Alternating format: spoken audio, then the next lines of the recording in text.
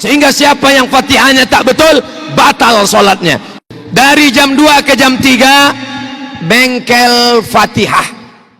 Ada tadi malam namanya bengkel Fatihah. Rupanya banyak saudara kita sholat tapi Fatihahnya belum betul.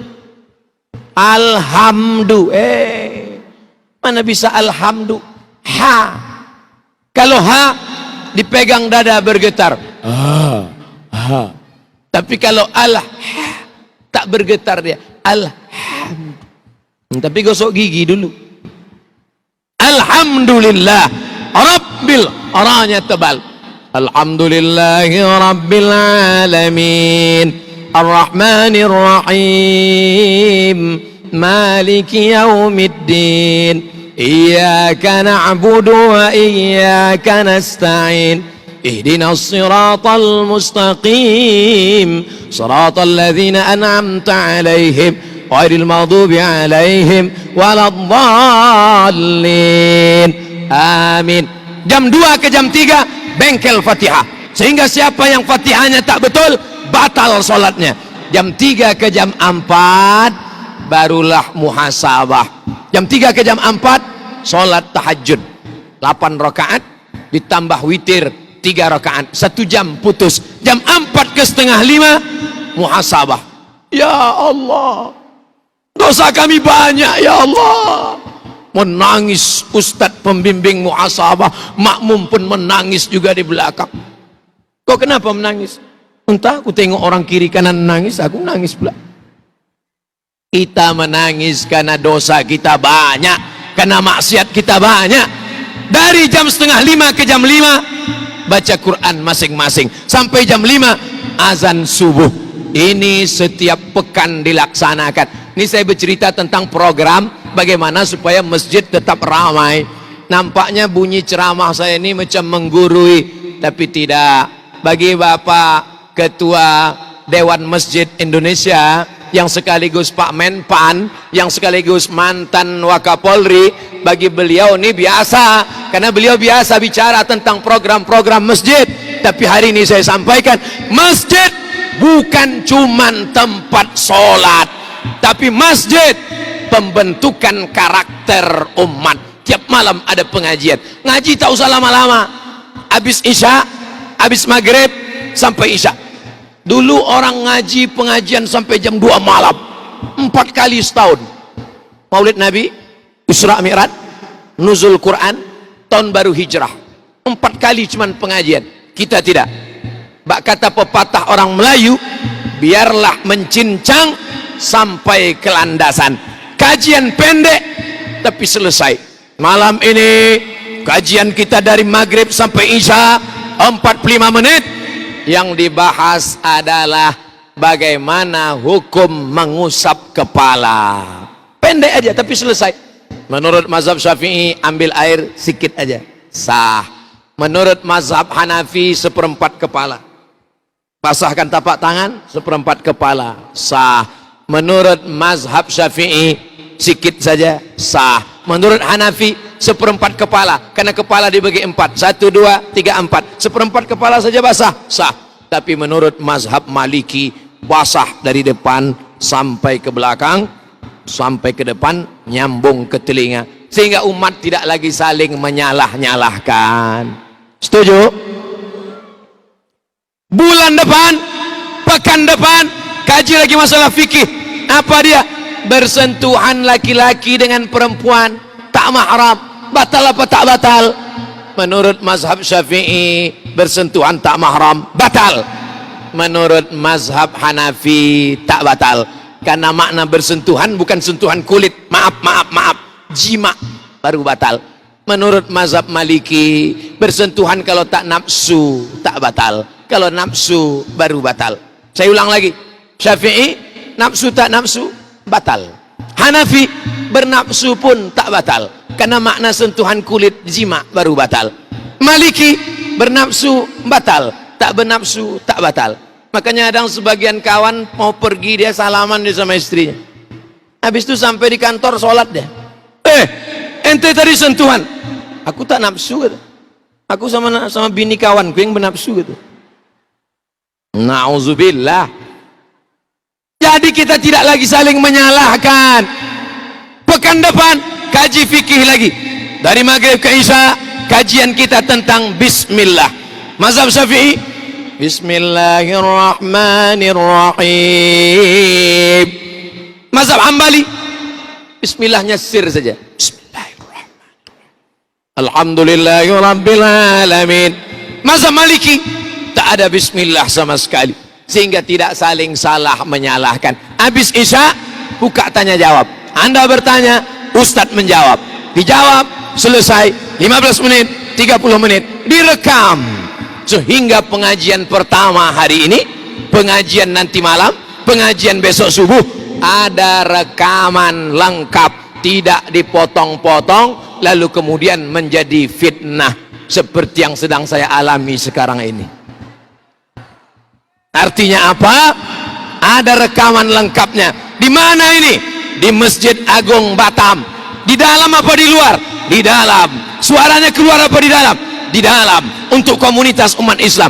Mana edisi lengkapnya? Nih, kita punya bank data. Nanti ketika muncul Batam TV, TV Islam Batam, bahan kita sudah lengkap. Karena kita punya bank video pengajian. Satu hari kultum subuh, pengajian zuhur, pengajian maghrib ke isya, pengajian subuh. Satu bulan ada 120 video. Satu tahun 1200 video. Nanti ketika muncul Batam TV di satelit kita, bisa ditonton saudara kita di Kuala Lumpur, bisa disaksikan kawan kita di Singapura. Kita mesti berpikir maju ke depan. Jangan cukup bangga dengan masjid yang besar, tapi kita menjual program-program. Jangan sampai TV-nya ada, penceramah tak ada. TV-nya siap, satelitnya oke, duit ada, tapi bahan tak ada. Makanya rekaman hari ini mesti dipegang baik-baik. Masya Allah, ramai kamera.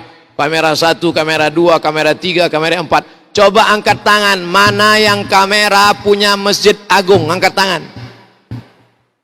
Satu pun tak punya Masjid Agung.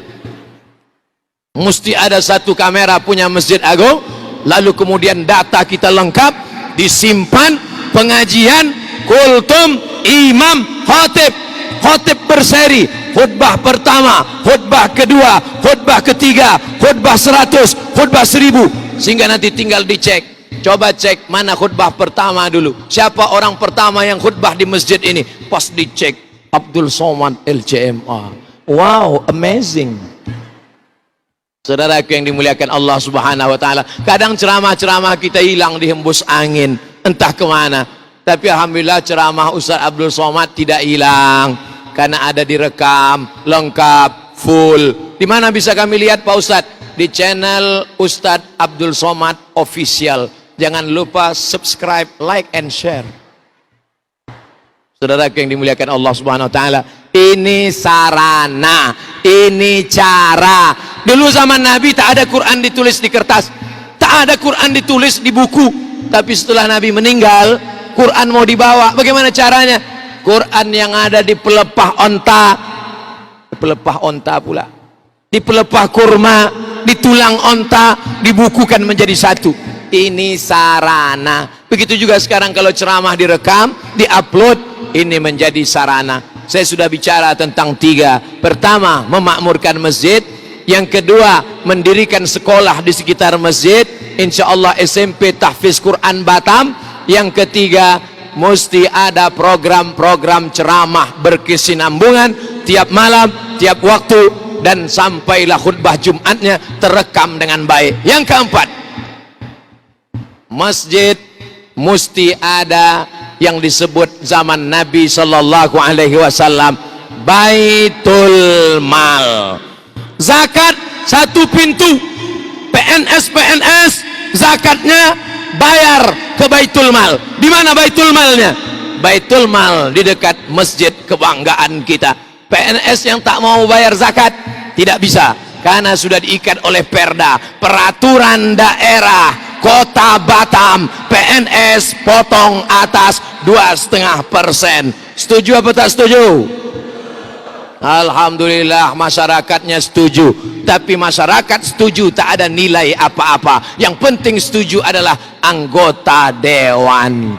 Karena kalau anggota dewannya setuju, maka keluarlah perda, peraturan daerah. Ustadz Somad ceramah khutbah, bayar zakat, bayar zakat. Mohon maaf Ustadz, zakat kita tidak meningkat karena orang tak takut sama Abdul Somad. Tapi kalau yang punya kekuasaan dengan tanda tangannya, PNS potong zakat 2,5%. Insya Allah ketika saya ceramah di Aceh, mau Labuh, Aceh Barat, diundang saya ke Aceh Barat, saya sampaikan, saya dari Riau, di tempat saya ada satu kabupaten zakatnya 10 miliar di Riau. Selesai tausiah, ditanya sama orang Basnas Aceh, berapa tadi Ustadz di Riau? 10 miliar. Kami di Aceh Barat 15 miliar katanya. Terdiam saya. Makanya Abdul Somad kalau mau ceramah tanya-tanya dulu. Jangan sampai rupanya di kampung orang lebih besar daripada di kampung kita sendiri. Kenapa orang rajin bayar zakat? Karena ada transparansi. Kantornya dia tahu di mana. Badan Amil Zakat Nasional yang dilindungi oleh undang-undang negara kita yang berdasarkan ketuhanan yang Maha Esa, Pancasila. Satu, ketuhanan yang Maha Esa. Undang-Undang Dasar 1945 pasal 29 ayat 1 ayat 2 menjamin kebebasan beragama. Tidak ada tempat bagi orang yang tak bertuhan di negara kesatuan Republik Indonesia. Takbir. Maka jangan takut bapak-bapak wali kota, gubernur, pejabat, apapun kekuasaannya, anggota dewan, mumpung jabatan masih ada di tangan, kebetulan tanda tangan masih laku, pakailah untuk menolong agama Allah. Intan surullah yansurkum. Kenapa masjid tegak, besar, megah ini bisa berdiri? Karena ada kekuasaan. Kalau tak ada kekuasaan, saya berapa kali meletakkan batu pertama sekaligus batu terakhir. Berikut ini peletakan batu pertama yang diletakkan oleh Al-Mukarram Abdul Somad LCMA. Wah, foto. Setahun setelah itu ditelepon pengurus, Ustadz tolong datang lagi Ustadz. Acara apa Pak? Penggalangan dana. Kenapa? Masjid tak siap-siap. Trauma saya, lewat di situ pun pucat muka saya. Tapi masjid kita, Abdul Somad datang kemari bukan diundang peletakan batu pertama. Abdul Somad datang kemari diundang karena Pak Mempan hadir, semua pejabat datang untuk tausiah perdana dan khutbah pertama, sholat Jumat pertama. Maka kita pun menjadi senang dan bangga. Ini kenapa bisa tegak berdiri? Ada kekuasaan di ujung genggaman tangan. Ada dulu pernah punya kekuasaan. Selama dia berkuasa, apa yang dibuatnya? Alhamdulillah Ustadz, banyak taman-taman di tepi pantai dibuat. Lalu apa manfaat taman itu sekarang? Tiap malam Ahad, malam Minggu banyak orang pacaran Pak Ustadz. Siap-siaplah mengalir dosanya ke makam. Namanya dosa jariah. Selama dia berkuasa, apa yang dibuatnya? Alhamdulillah Pak Ustadz, dibuatnya fasilitas-fasilitas, pintu-pintu gerbang yang besar. Apa manfaatnya sekarang? Tak ada Pak Ustadz, banyak truk nyangkut tak bisa lewat. Tapi hari ini kita lihat, ketika masjid ini tegak berdiri, mati kita mengalir pahalanya. Jadi kalau ada orang mengatakan orang Islam tak perlu kekuasaan, orang Islam tinggalkan politik, orang Islam yang penting di masjid, orang Islam baca Quran, yang penting puasa sunat, itu bukan ajaran Islam. Kenapa Islam bisa sampai ke Turki? Karena Muhammad Al-Fatih punya kekuasaan. La taftahunnal Konstantiniyah, kalian akan merebut Konstantinopel. Wala ni'mal amiru amiruha, sebaik-baik panglima perangnya adalah panglima perang yang akan menguasai Konstantinopel, berubah negeri itu menjadi Istanbul. Oleh sebab itu, seandainya doamu makbul, tapi doanya cuma satu, doa makbul tapi cuma satu, apa yang kau mintakan? Ya Allah, berikan kami pemimpin yang adil dan amanah. Amin. Kalau amanah dapat kita, satu negeri mendapatkan amanahnya, satu negeri mendapatkan kebaikan-kebaikannya. Hari ini kita menikmati masjid yang megah, yang besar, yang mewah, bangga menjadi orang Batam. Nanti ketika ceramah ini diupload di internet, orang bertanya, di mana Ustadz ceramah masjid besar itu? Itu di Batam. Ustadz orang Batam. Dekat-dekat dari Batam lah.